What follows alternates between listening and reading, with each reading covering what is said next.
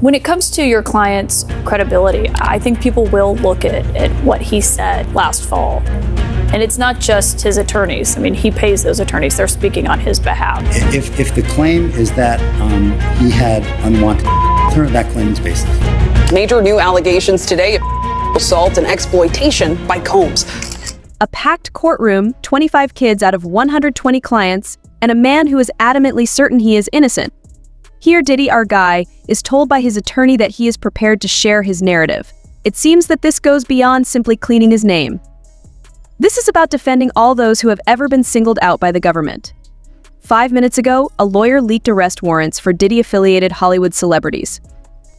Is there more to this tale than anybody could have guessed? Or will Diddy's empire be totally destroyed by the startling truths that come out of this trial? When Homeland Security searched his Los Angeles home, his Miami home, and his airplane, I knew that day by looking at the search warrants. I mean, I've been doing this for a while. This is not my first or 100th rodeo, that this was going to come as a matter of time. What I realized in early September is that it was coming soon. And so it was time for Mr. Combs to come to New York, which he did. His attorney, Mark Agnifilo, is too enthusiastic and is threatening him with life in federal prison. It's obvious that this person is trying for the complete shock and awe strategy. It appears that Diddy is anxious to share every information. There's no role in the criminal case whatsoever, who brought a civil case against Mr. Combs. And she was in a band, and another one of the band members says, I was in the same band she was, and none of the things that she's complaining about in her complaint, I saw none of those things. And so she came forward and made a statement. She's not a witness, she's not a government witness. His attorney gives the impression that the trial will become an Oscar-winning performance. Confessions, tears, and perhaps even a dance performance. Who knows? We simply know that chaos is inevitable. Going to be videotape that still exists. In some cases there might, but witnesses may have, memories fade. A lot of these allegations are going to be just simply kind of their word against his, but now that seems to be strengthened more and more by the people that come forward. As we sit and watch this, how much should we take into account the fact that the judge in this case has left him behind bars? Somewhat rare. I think that is a huge thing. The judge, in making that decision, actually viewed that video that was released showing Cassie Ventura being abused by him, and that was played a big part in the decision to keep him in. He will likely remain in. I think that Diddy has breathed his last breath of free air at this moment. Yeah, and we all remember that video from that hotel with the surveillance when it came out, and that's really how all of this started, and you kind of took a moment. Here is where we stand. He is in serious danger. And no, it's not just any problem. We're talking about a scandal that has the potential to ruin careers and reveal the dark side of Hollywood. There are new revelations coming to light that may bring some of the industry's greatest stars down with him. This is more than just a headline, so if you enjoy celebrity drama, you'll want to pay close attention. The entire industry will be shaken by this disaster. Combs abused, threatened, and coerced victims to fulfill his sexual desires. Reportedly begging his victims for compliance. Prosecutors report Diddy held private freak-offs where victims were drugged, beaten, and forced to participate while he recorded and masturbated. Diddy's attorney. He's going to fight this with all of his energy and all of his might and the full confidence of his lawyers. And I expect a long battle with a good result for Mr. Combs. Let's discuss one of the solicitors commenting on this case, Tony Busby. He has been straightforward and is accustomed to being in the spotlight. He has made it clear that defeating one individual isn't the only goal. One individual who was 22 years at the time she was assaulted said that the typical MO at one of these parties that have been widely discussed in the press was that when you were handed a drink, and now we know that the drink is laced with something, if you refused to drink it, you were kicked out of the party. Now let that sink in for a minute. I mean, the admission to this party was that you had to drink the chosen drink that was handed to you. And now we know that in most cases, I would say 90% of the cases, these individuals were drugged with some sort of drug. That was kind of the MO. Another instance, this individual who was 9 years old at the time was taken to an audition in New York City with Bad Boy Records. Other boys were there to audition as well. All of them were trying to land a record deal. All of them were minors. This individual was sexually abused, allegedly by Sean Combs and several other people at the studio in the promise to both his parents and to him himself of getting a record deal. Another instance, another minor, told allegedly by Sean Combs that he would make him a star, but he needed to visit with him in private about it, away from his parents. Once they were in a private area, allegedly Mr. Combs made the victim perform oral sex upon him. It appears like Busby is suggesting that banks, hotels, and other establishments may also be targeted, and it's impossible to predict how deep this issue will go if those major people are engaged. It's possible that this entire circus may become more than just a celebrity trial. It might also turn into a business smackdown. Now is former FBI Deputy Director Andrew McCabe. So Andrew, the attorney's statement essentially says this all is based on information or, as a result of civil lawsuits. Is it common for civil lawsuits to spark interest of Homeland Security and launch an investigation?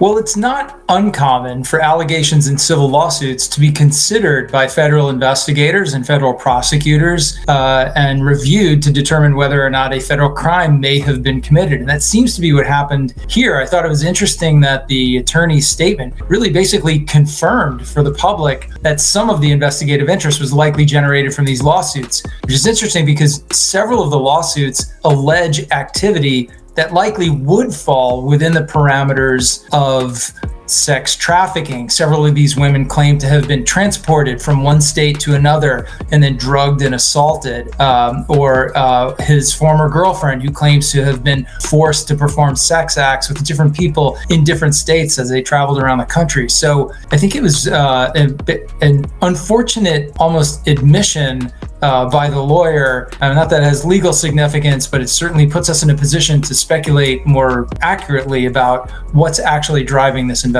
I mean, it's interesting that if that was a mistake by the attorney or unwise wording by the attorney, I mean, they had a day to come up with a statement. It's interesting that that's then what they came up with. I mean, what are some of the reasons why law enforcement officials would choose to execute 2 search warrants simultaneously and with that level of force? Because that's the other criticism one of the other criticisms by the attorney, that it was an the use of sort of. The defense is attempting to persuade everyone that he is being unfairly singled out by the prosecution, as if those prosecutors are desperate to secure a high-profile conviction to make their names known. As if he were the huge fish they have been waiting for, they are pursuing him. The legal team is attempting to frame this as a personal grudge, a publicity stunt by those who are meant to uphold the rule of law. To put it another way, everyone has their own interests in mind. There are a lot of people in Hollywood who are probably worried about which Diddy parties they were at and what was going on. That's not to say that they were necessarily even involved in any of the things that are alleged by the U.S. Attorney's Office. But if you're at that party and it turns out that that's when he set up one of these freak-off sex parties, or that it was going on in another room and you didn't know about it, there's a good chance that you're going to be called by the U.S. Attorney's Office. Certainly if you were involved, you would get a call because they're going to want to know everything you want to know and may even want you to be a witness. I just think, we're just starting to scratch the surface of what this case, this case is going to touch and involve. And the feds have said that this remains an open investigation. There could be more charges for Diddy. There could be more charges for other people involved. And usually the way this works is once they find out other people are involved or were witnesses, they bring them in and they sort of lean on them, and it's sort of like, you're going to cooperate with us, or there's a possibility that you could face charges. So this is going to be a slow developing case here because we're just getting started, and I don't see how this trial begins anytime before next year. His team now claims that his case does not include kids, in contrast to other well-known figures that have fallen in recent years. They seem to be saying, hey, we're not that horrible. Distancing him from the genuinely infamous scandals appears to be the foundation of the entire defense campaign. They claim that although there is some dubious material here, it does not violate any laws. The message is really obvious. Untrustworthy lifestyle decisions? Of course. Federal offenses? They are adamantly refusing. he be coming back to New York. And somebody was telling me that, yo, listen here, yo, he trying to get witnesses. Remember when they released that first thing of Cassie, and I said that Diddy was trying to contact people for character witnesses, people for who he had problems with before, whatever like that, and trying to talk to them in the whole 9 yards. That's when they dropped that thing with Cassie. The Homeland Security had some agency or whatever like that that deals with that, dropped that thing on Cassie to show everybody, oh, y'all want to help him? Y'all, this is what y'all want to help? This is who y'all want to, you know, say that he ain't never did nothing. This is what you want to put your brand on? And everybody started backing up from it. Everybody was talking about, yo, man, Cassie was a gold digger. Cassie was this, that, and the third. She loved it in the whole 9 yards. And then when they seen that, all his friends just, or so-called friends, went away. So him not having a bond is not surprising. Yeah, and he offered them $50 million, and they still denied his bond. He should have waited to see what they was going to offer. Because if he got $50 million to get him and offer that, then they think like, yo, that's too little of a money. And you right about Diddy phone being tough, because news came out that his former bandmate from Dirty Money, she called the other group member Dunn 58 times trying to get her to stop the lawsuit against Diddy. She ain't the only one he was trying to get in contact with. You understand? He sent somebody through somebody else to try to get in contact with me. Enough is enough. Oh, okay. You tell Big Mama that enough is enough. You can't tell Wolf Mama enough is enough. You tell D Ferg Mama enough is enough. You understand? You tell all those people who supported you and they survivors, enough is enough. You didn't tell me about this. So he tried to get somebody to reach out to you? No, I got a phone call from Kirk Burrows. And Kirk Burrows, and I ain't gonna even give this guy no play. Not Kirk Burrows, but one of the Puff dudes that I know that's real close to him said, Kirk told me, yo, he wanna reach out to you, Gene. He wanna speak to you. I said, speak to me for what? What do you want to speak to me for? If he's trying to speak to me, it's for Puff. Point blank. I know the dude. I know how close he is to Puff. He's been with Puff from day one. So he ain't got nothing to say to me, bro. But Kirk Burrows did say to me that the dude said enough is enough. When do it becomes enough? Yo, because bro, listen, I didn't ask to be put in this situation. You understand?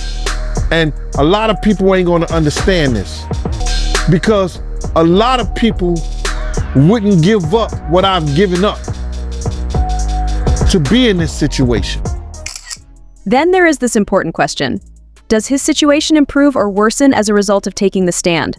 Will he actually make a difference in this situation? Or will everything eventually come to light at this point?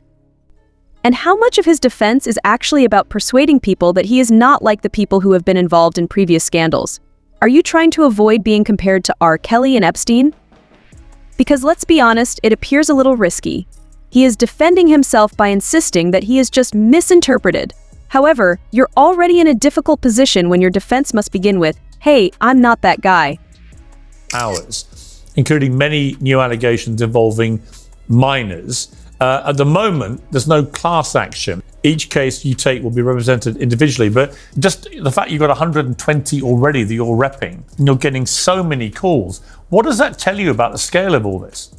Well, you know, I know that's reported 12,000 calls in a 24-hour period, and of course that's true. I want people to know that, you know, obviously that's not 12,000 people claiming to be victimized by Sean Combs. That's, you know, a large portion of those people calling are calling with, you know, words of support. Others were prank calls and crank calls, as you might imagine, in this kind of situation.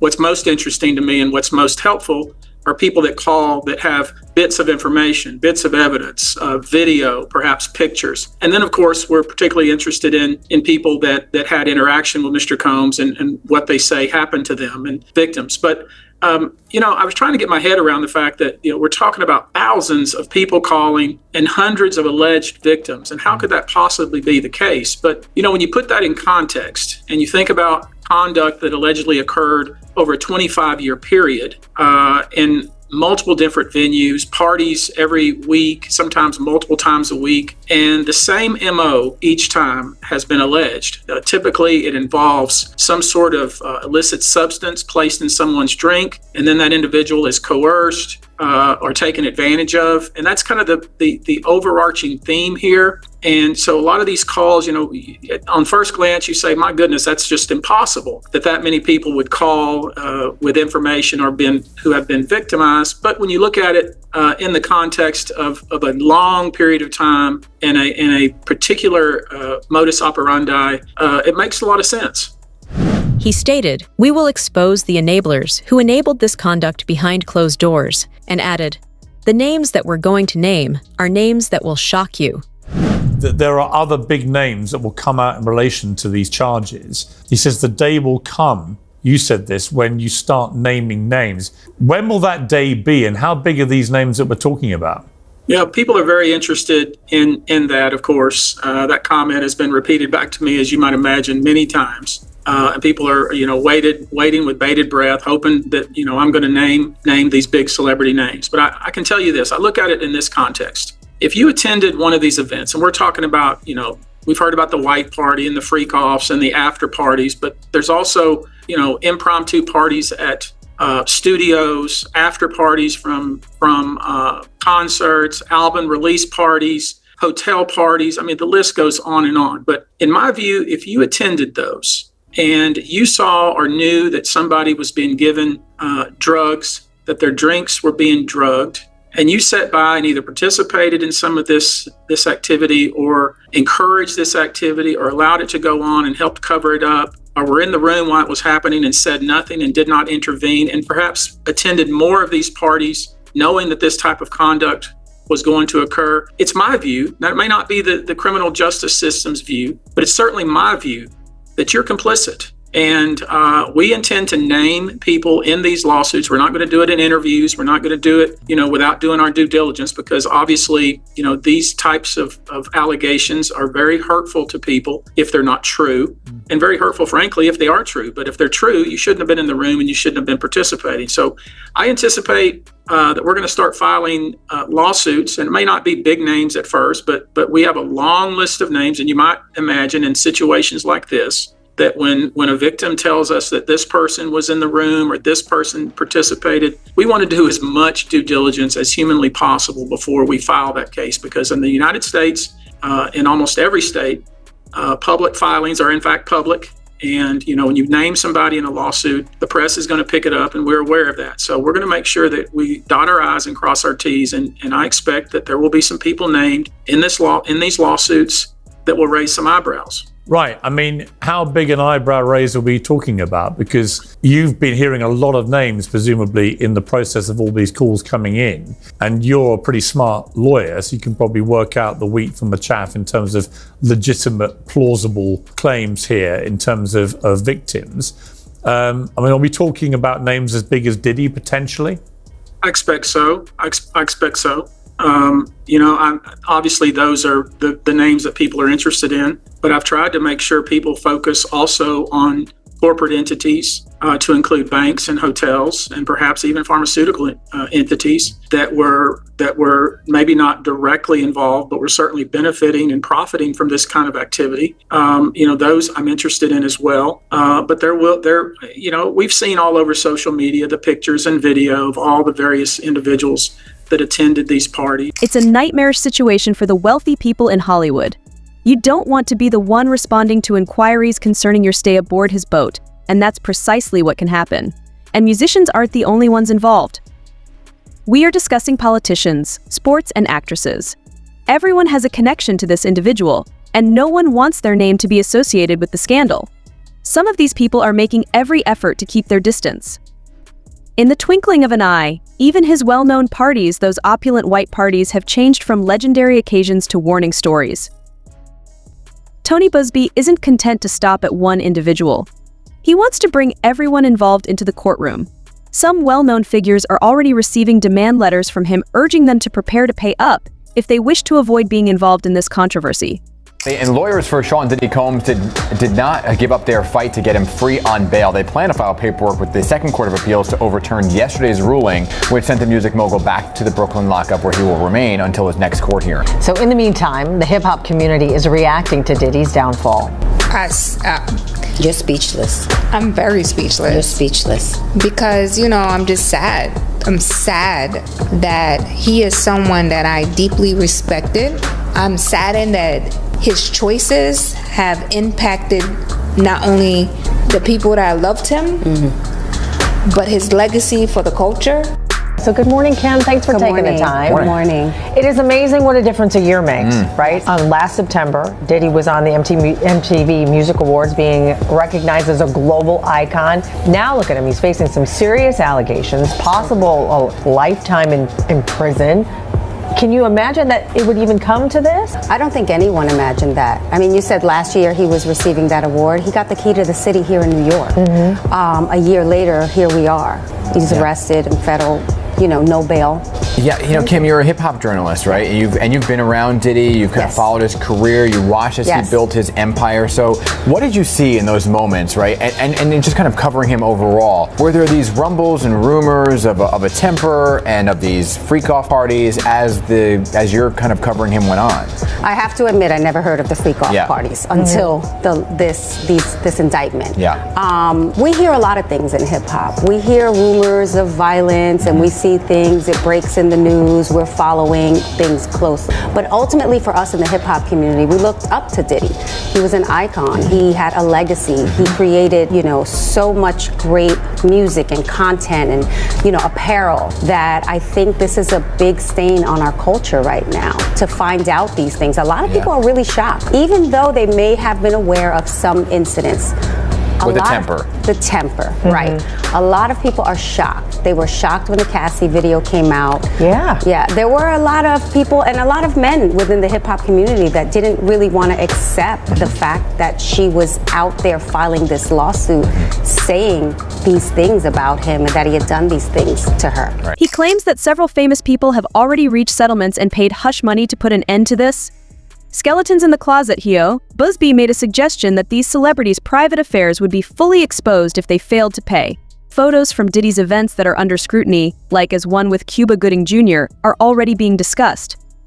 Could images like these entice people to attend the trial? Of course. Who knows what may occur once such photos begin to appear in the evidence?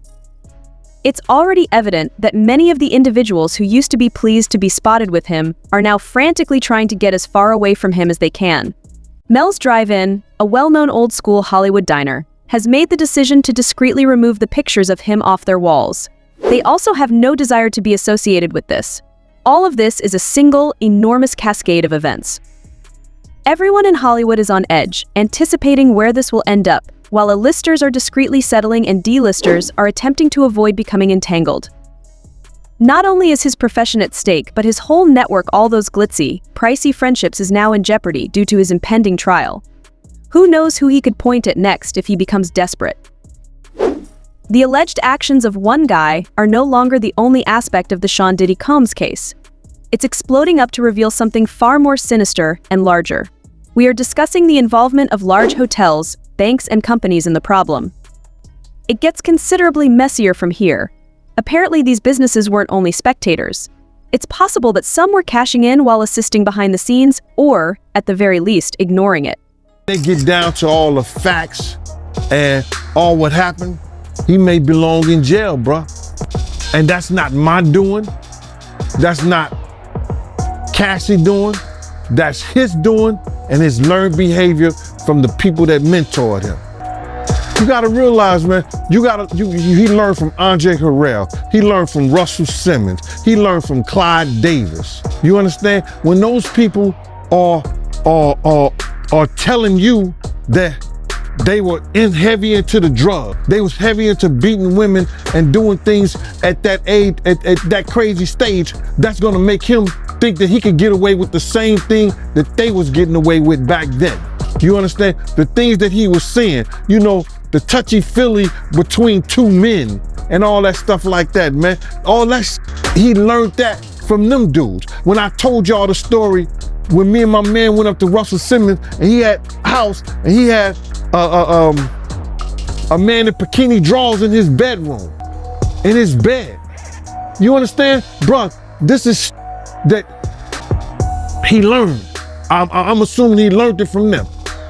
Let me put that. And I'm not gonna say alleged because I saw that for my own self. My man was with me, Slick was with me, and we saw that for our own self. Let's begin with the main focus of this whole situation, which is Diddy's notorious freak-offs. These weren't your typical gatherings. Imagine opulent hotels crowded with famous people, where it became almost difficult to distinguish between a party and a horror show.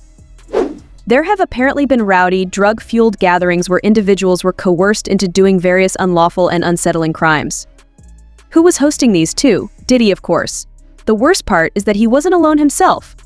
We need alcohols. Right. Alcohols. Right. Not just one alcohol. Alcohols. Right. Just Plurals. different blend. You need the Blends. ladies, you need the booze. You need some water. For watering plants? No. What? No, I don't know if guys have noticed this. Like, a lot of ladies drink water at parties. They just, so you have, if you don't have what they need, they're gonna leave. Right. Gotta keep them there. Right. You need locks on the doors. Okay, this is sounding kind of dangerous now. It's a little kinky, but yeah. Rock with me, but just check it out. You need a lot of heat. A lot of heat. Yeah. Heat. You mean that physically the place has to be hot? You don't have no air conditioning. No air conditioning. No. Why is that? Heat affects the alcohol, and it also affects, like, everybody gets a little bit more comfortable and loose. Builds up a nice little sweat. That just sounds disgusting. What are you doing? Depends on the way you look at it. Depends. Oh, people start getting gets kind of sexy. Is that what you're saying? Yeah, you sexy. New word. Major hotels are now being exposed for supposedly knowing exactly what was happening in their rooms. Why? Because while all of this was going on beneath their roofs, these establishments were making a ton of money. Your parties are the hottest ticket around. They won't even give me a permit for the parties, man. They don't want me to throw the parties no more. But we ain't gonna stop. We gonna keep on having fun, bringing people together from all walks of life. You gonna hear about my parties. They're gonna be shutting them down. They're gonna probably be arresting me, doing all types of crazy things just because we wanna have a good time. Whenever you bring up a different element into people's environment, things that broaden people's horizon, people get intimidated. There's a lot of people out there that feel intimidated by it. It ain't nothing but break it down racial barriers, break it down generation barriers. People from all walks of life. Ron Perlman talking to Jay-Z, Jay-Z talking to, you know what I'm saying? It just goes on and on, it's just like people from all walks of life connecting and getting together. Yeah.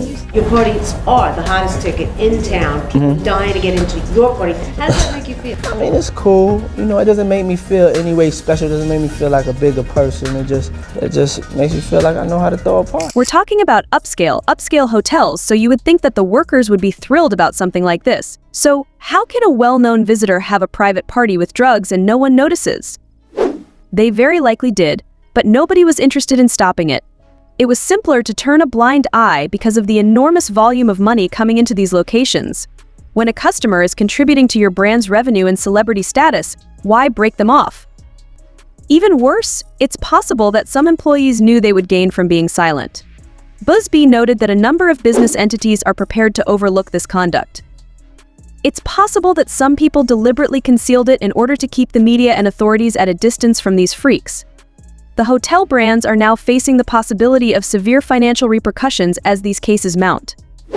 Forget reputational harm alone, they may have to pay hefty compensation if the courts find they were complicit in the crimes. The banking aspect of things comes next. How do banks ever become involved in this kind of business, you ask? These gatherings aren't like they're in the room, are they? Yes, but pay attention to the money. Diddy hosted lavish and costly parties. Over-the-top, multi-day activities are not free, and they are most definitely not paid for out of pocket. Financial institutions are suspected of handling bribes, hush money, illicit transactions, or even money to cover the cost of drugs used during these gatherings. It is the responsibility of banks to report suspicious conduct, particularly when significant sums of money are transferred in an unusual way. However, they may have disregarded such warning signs if they were more concerned with maintaining the satisfaction of a well-known customer. This extends beyond banks and hotels. The involvement of pharmaceutical firms is also being discussed. Some victims had positive tests for unusual drugs, such as tranquilizers for horses. You read correctly, tranquilizers for horses.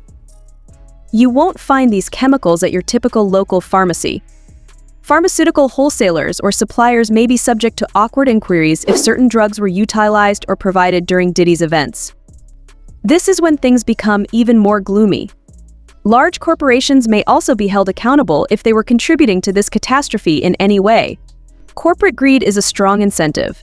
It's easy to understand how things may be ignored in favor of a consistent flow of income when working with multi-millionaire celebrities and large corporations. The chickens are now coming home to roost, though. It appears that more than Diddy may be entangled in this legal maelstrom as Busby's cases are exposing the skeletons. According to Busby, he is bringing legal action in other states. Furthermore, this goes beyond what took on at Diddy's gatherings. These court cases cover a wide range of time periods, from the 1990s to only a few years ago. Additionally, more businesses may be named with every new lawsuit. The concern today for these banks and hotels is not just whether they would lose money in court, but also if they will be able to withstand the harm to their reputation. Let us know your thoughts and don't forget to like and subscribe for more.